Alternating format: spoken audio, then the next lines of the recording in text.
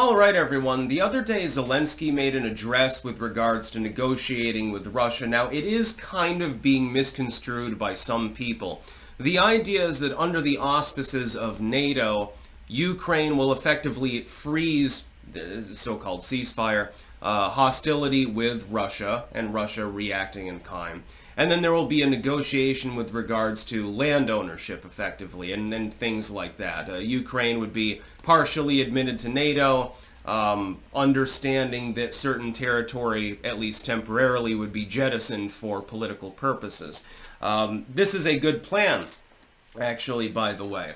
The idea is that the rest of Ukraine becomes incapable of being invaded, and then negotiations are ongoing. And so, obviously, Zelensky and Putin would have to have that talk. I have a feeling that I know what's coming. And I think that most of you have the same feeling as well. I think that Donald Trump is going to broker such a deal. Now, Zelensky already showing a willingness. Do you think that it's coincidental that this happens right after the U.S. election? Of course it's not. Zelensky is showing a willingness to potentially cede land. Now, the word potentially means something in this context. It means I don't really want to cede anything to you, but if push comes to shove, for the benefit of, restoring order, I may have no choice. I would imagine that such a deal would take up the following form. I would imagine that an eventual deal would involve Ukraine effectively admitting Russian control over Crimea, which is something that so far, in the diplomatic sense, they have not done. And then probably letting one of the provinces go, Donbass probably. And then that they would get the rest returned to them, they enter NATO, and so everyone at the end of the day is reasonably happy. Donald Trump is very likely to play a brokering role in such a deal. Now, you'll remember, of course, he reigned over the agreements between the DPRK and the ROK, and while things fell apart a little bit after Biden was selected, not elected, of course, he did a good job, generally speaking. He knows negotiation. What's going to happen? Donald Trump will reign over a brokerage agreement, and he will brag about it because he's Donald Trump. This is inevitable. He brags about it and says, well, I secured peace between the Ukrainians and the Russians. What's the first thing that's going to happen? It's entirely goddamn predictable. Link in the description, by the way. You can watch Zelensky's address there for yourself.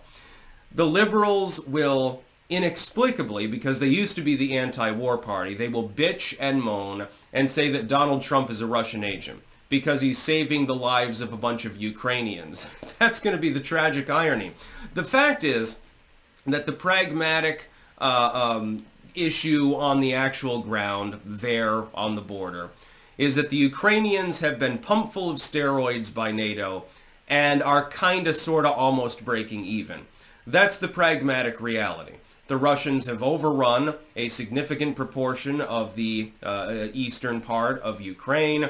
They control it. They literally have, elections and shit like that. They control it completely. The Ukrainians are incapable of forcing them back out.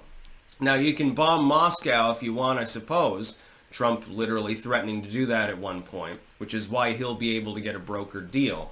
But otherwise, unless you want to approach the very precipice of World War III, the pragmatic truth on the ground is that Ukraine has lost.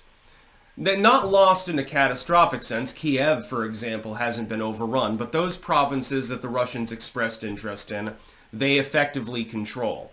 That's the truth. Operating from that background, the best that you can do if you support the Ukrainians, ironically speaking, is to effectively cede chunks of land of Ukraine pending further negotiation with an acknowledgement of Crimea being a part of Russia. There's nothing the Ukrainians can do about it.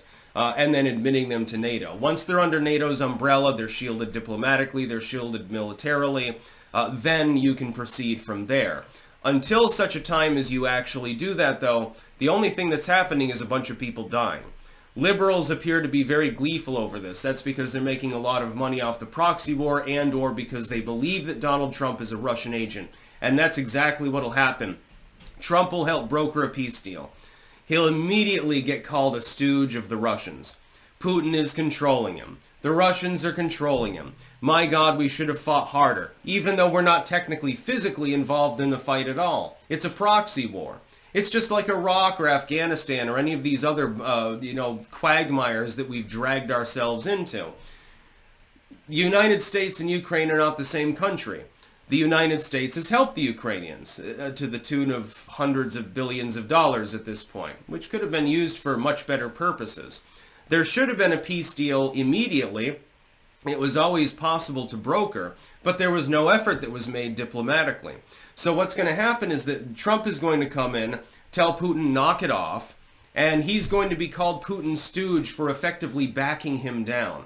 Oh, it's going to be hilarious. I mean, the jokes write themselves at this point. The liberals have become the pro-war movement. They want to keep this going effectively forever. Personally, I'd like to see a future where little Ukrainian kids and little Russian kids are not bombed. I don't think that this is a far-right view. I don't think this is a pro-Russia view. I think that this is the correct view. I think it's the moral one. Trump appears to have effectively the same mindset, which I appreciate. But he's going to get absolutely reamed should such a thing happen. If during Trump's presidency there's a peace deal at all, even if Trump backs down and says absolutely nothing, all he does is mumble about it a couple of times, they're still going to call him a Russian stooge, simply for having weighed in at all. And of course, his involvement will be necessary for such a brokerage, even if it's through somebody else. Secretary of State Marco Rubio. Yeah, you might want to send somebody else, I'm just saying. And that'd be funny as well. The fact is that Russia has overrun part of a neighboring country. The neighboring country is not capable of overrunning part of Russia. It is a lopsided fight with considerable differences in manpower and firepower. And all of NATO combined is not capable single-handedly of propping up the Ukrainians. Logistically, it has simply become impossible. Now, it's clear that Russia is under some stress economically and militarily. That's why there are a bunch of North Koreans down there right now. But if you look at the cohort of people in the Eastern Bloc that are capable of being mobilized, and the potential firepower, it is far greater than that can be mustered in Ukraine without bringing us to the precipice of World War III. The other problem, of course, is in Western nations, people tend to be a little bit more hesitant to go whole hog and start bombing civilians and things like that. There is a differential with regards to the mentality of the population. This is something that played a role in the Cold War as well.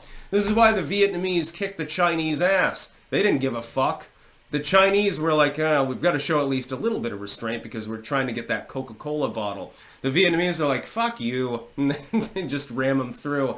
There was a differential. This has happened over and over in military history all throughout the time of humankind. All the way back to antiquity, actually. One tribe holds back, the other tribe doesn't. The other tribe tends to take the advantage. It's just sort of the way that it works. I oppose the fact that the war even exists, for example, myself. I can acknowledge that there are grievances on both sides. That's why you need negotiations. But Trump, in securing victory, oddly enough, will also secure defeat. He's actually, for once, Trump is in a no-win situation. If you don't broker a deal, the war drags on, you get blamed for the fact that the war keeps going on and you haven't ended it. If you do broker a peace deal, you're called a Russian stooge. I don't envy him his presidency, actually. Just saying. That's about all. Peace out.